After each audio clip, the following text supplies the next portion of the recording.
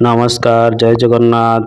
ଚାଲନ୍ତୁ ଜାଣିବା ଏକ ଏଜୁକେସନ୍ ଖବର। ଦେଖନ୍ତୁ, ଆସନ୍ତା ଜୁନ୍ 20 ତାରିଖରୁ ଖୋଲିବ ସମସ୍ତ ବିଦ୍ୟାଳୟ। ଖରା ଛୁଟି ପରେ ଆସନ୍ତା 20 ତାରିଖରୁ ରାଜ୍ୟର ସମସ୍ତ ବିଦ୍ୟାଳୟରେ ସରକାରଙ୍କ ପକ୍ଷରୁ ବିଦ୍ୟାଳୟ ପୁନଃ ଖୋଲିବା ତାରିଖ ବିଧିବଦ୍ଧ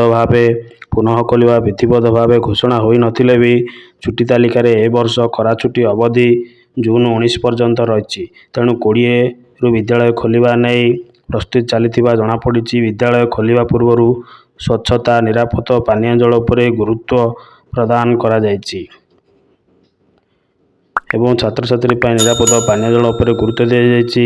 ବିଦ୍ୟାଳୟ ଖୋଲିବା ଦିନ ପୂର୍ବରୁ ଅର୍ଥାତ୍ 19 ତାରିଖରୁ ଶିକ୍ଷକମାନେ, କର୍ମଚାରୀମାନେ ସମସ୍ତେ ଆଗୁଆ ବିଦ୍ୟାଳୟକୁ ଯାଇଯିବେ ଏବଂ ତଦ୍ ଅନୁଯାୟୀ ରାଜ୍ୟରେ ଝାଡ଼ାବାନ୍ତି ଗୋଟିଏ ପରେ ଗୋଟିଏ ଜିଲ୍ଲାକୁ ବ୍ୟାପୁଛି। ଅନ୍ୟପକ୍ଷରେ କରୋନାର ଭୟ ମଧ୍ୟ ରହିଛି।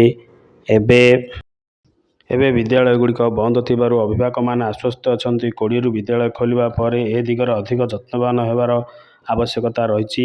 ବିଦ୍ୟାଳୟ ଓ ଗଣଶିକ୍ଷା ମନ୍ତ୍ରୀ ନିତ୍ୟାନନ୍ଦ ଗଣମାଧ୍ୟମରେ କହିଥିଲେ ଯେ ବିଦ୍ୟାଳୟ ଖୋଲିଲେ ଶିକ୍ଷକ ଶିକ୍ଷୟିତ୍ରୀଙ୍କୁ କରୋନା ସଂକ୍ରମଣ ନେଇ ସତର୍କ କରାଯିବ। ଅଧିକ ସ୍ୱାସ୍ଥ୍ୟ ଖରାପ ହେଲେ ଘରେ ରହିବେ ଛାତ୍ରଛାତ୍ରୀ। ବିଦ୍ୟାଳୟଗୁଡ଼ିକ ପୁଣି ଖୋଲିବା ପରେ ସମସ୍ତ ଛାତ୍ରଛାତ୍ରୀ, ଶିକ୍ଷୟିତ୍ରୀଙ୍କୁ କରୋନା ସୁରକ୍ଷା ବ୍ୟବସ୍ଥା ପାଳନ କରିବାକୁ କୁହାଯିବ। ଥଣ୍ଡା ଭଳି ଲକ୍ଷଣ କିମ୍ବା ଛାତ୍ରଛାତ୍ରୀଙ୍କୁ ବିଦ୍ୟାଳୟରେ ମାସ୍କ ପିନ୍ଧିବାକୁ କୁହାଯିବ। ଅଧିକ ଗୁରୁତର ଲକ୍ଷଣ ଥିବା ଛାତ୍ରଛାତ୍ରୀଙ୍କୁ ଘରେ ରହିବା ଏବଂ ଅଲଗା ରହିବାକୁ ପରାମର୍ଶ ଦିଆଯିବ ବୋଲି ପୂର୍ବରୁ ମନ୍ତ୍ରୀ କହିଥିଲେ। ବିଦ୍ୟାଳୟ ଖୋଲିବା ପରେ ସରକାର ପଦକ୍ଷେପ ପରେ ଅଭିଭାବକ ଉପରେ ନଜର ରହିଛି। ବିଦ୍ୟାଳୟ ପୁନଃ ଖୋଲିବା ନେଇ ପ୍ରସ୍ତୁତି ଏବଂ ପଦକ୍ଷେପ ସମ୍ପର୍କରେ ଖୋର୍ଦ୍ଧା ଜିଲ୍ଲା ଅଧିକାରୀ ମଧ୍ୟ ପଦକ୍ଷେପ ନେଇଛନ୍ତି। ଅଧିକ ଗୁରୁତର ଲକ୍ଷଣ ଥିବା ଛାତ୍ରଛାତ୍ରୀଙ୍କୁ ଘରେ ରହିବା ପରାମର୍ଶ ଦିଆଯିବ ବୋଲି କୁହାଯାଇଥିଲା। ତେବେ ଖୋର୍ଦ୍ଧା ଜିଲ୍ଲାର ଅଧିକାରୀ ସମସ୍ତ ବିଦ୍ୟାଳୟର ପ୍ରଧାନ ଶିକ୍ଷକ ଓ ଅଧ୍ୟକ୍ଷଙ୍କୁ ପତ୍ର ଲେଖି ଅବଗତ କରିଛନ୍ତି। ଶ୍ରେଣୀଗୃହ, କ୍ୟାମ୍ପସକୁ ପରିଷ୍କାର କରିବାକୁ କୁହାଯାଇଛି। ଏହାସହ ଓଭରହେଡ୍ ଟାଙ୍କି ସଫେଇ ସୁନିଶ୍ଚିତ କରିବାକୁ ପରାମର୍ଶ ଦିଆଯାଇଛି। ଶ୍ରେଣୀଗୃହ ଆସବାବପତ୍ରକୁ ସଫା କରିବା, ପରିଷ୍କାର ଶୌଚାଳୟ ପରିଷ୍କାର, ଛାତ୍ରଛାତ୍ରୀ ବ୍ୟବହାର ପାଇଁ ପ୍ରସ୍ତୁତି ରଖିବାକୁ କୁହାଯାଇଛି। ମଧ୍ୟାହ୍ନ ଭୋଜନର ନିରାପଦ ବ୍ୟବହାର ଏବଂ କିଚେନ୍, ବାସନ, ଗ୍ୟାସ୍ ଷ୍ଟୋଭ୍ ଇତ୍ୟାଦି ସଫା ରଖିବାକୁ ନିର୍ଦ୍ଦେଶ ଦିଆଯାଇଛି। ସମସ୍ତ ଛାତ୍ରଛାତ୍ରୀ ପାଇଁ ନିରାପଦ ପାନୀୟ ଜଳ ମଧ୍ୟ ଉପଲବ୍ଧ କରିବାକୁ କୁହାଯାଇଛି। ଏ ତ ହେଉଛି ଆପଣଙ୍କର 20 ତାରିଖରେ ଜୁନ୍ ଖୋଲିବା ନେଇ ପ୍ରସ୍ତୁତ। ତେଣୁ ଚାଲନ୍ତୁ ଆଉ ଗୋଟିଏ ଏକ ଗୁରୁତ୍ୱପୂର୍ଣ୍ଣ ଖବର ଜାଣିବା। ଦେଖନ୍ତୁ, ଆସନ୍ତା 13 ତାରିଖରେ ହୋଇଥିବା ଗଣଧାରଣା ସହ ବିଦ୍ୟାଳୟରେ ଶିକ୍ଷକମାନଙ୍କର ଦାବି ଥିଲା 4200 ଗ୍ରେଡ୍ ପେ।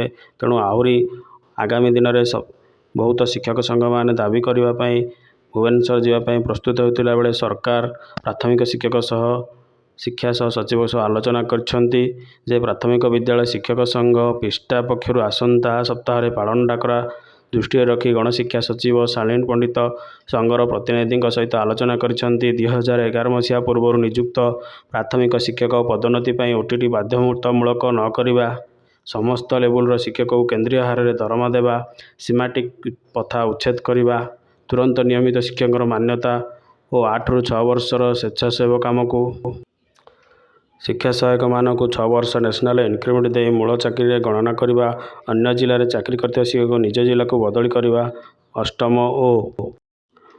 ଓ ବାଲବାଟିକା ଶ୍ରେଣୀ ଖୋଲାଯାଇଥିବା ବିଦ୍ୟାଳୟଗୁଡ଼ିକର ଭିତ୍ତିଭୂମି ବିକାଶ କରିବା ସହିତ ଶିକ୍ଷକ ପଦ 2,70,000କୁ ବୃଦ୍ଧି ପାଇଁ ସଂଘ ଦାବି କରୁଛି।